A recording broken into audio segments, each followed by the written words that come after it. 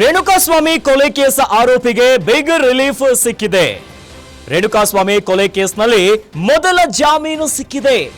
ಕೊಲೆ ಆರೋಪಿಗೆ ಜಾಮೀನು ಮಂಜೂರು ಮಾಡಿದೆ ಹೈಕೋರ್ಟ್ನಿಂದ. ಕೇಶವ ಮೂರ್ತಿಗೆ ಜಾಮೀನು ಮಂಜೂರಾಗಿದೆ. ರೇಣುಕಾಸ್ವಾಮಿಯ ಶವವನ್ನ ವಿಲೇವಾರಿ ಮಾಡಿದ್ದ ಕೇಶವ ಮೂರ್ತಿ. ರೇಣುಕಾಸ್ವಾಮಿ ಕೊಲೆಯ ಕೇಸ್ನಲ್ಲಿ A16 ಆಗಿರುವಂತಹ ಕೇಶವ ಮೂರ್ತಿ ಶವ ವಿಲೇವಾರಿಯನ್ನ ಮಾಡಿ ಪೊಲೀಸರಿಗೆ ಶರಣಾಗಿದ್ದ ಕೇಶವ. ಇನ್ನು ಕಾಮಾಕ್ಷಿಪಾಳ್ಯ ಠಾಣೆಯಲ್ಲಿ ಶರಣಾಗಿದ್ದ ಕೇಶವ ಮೂರ್ತಿ ಈ ಪ್ರಕರಣದ A16. ಸದ್ಯ ತುಮಕೂರು ಕಾರಾಗೃಹದಲ್ಲಿರುವಂತಹ ಕೇಶವ ಮೂರ್ತಿ.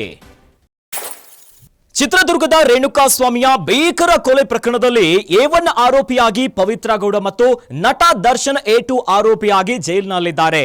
ಆದ್ರೆ ರೇಣುಕಾಸ್ವಾಮಿ ಕೇಸ್ನಲ್ಲಿ ಈಗ A16 ಆರೋಪಿಗೆ ಬಿಗ್ ರಿಲೀಫ್ ಸಿಕ್ಕಿದೆ. ರೇಣುಕಾಸ್ವಾಮಿ ಕೊಲೆ ಕೇಸ್ನಲ್ಲಿ ಮೊದಲ ಜಾಮೀನನ್ನ ಕೋರ್ಟ್ ಮಂಜೂರು ಮಾಡಿಬಿಟ್ಟಿದೆ. ಕೊಲೆ ಆರೋಪಿಗೆ ಈಗ ಜಾಮೀನನ್ನ ಮಂಜೂರು ಮಾಡಿದೆ.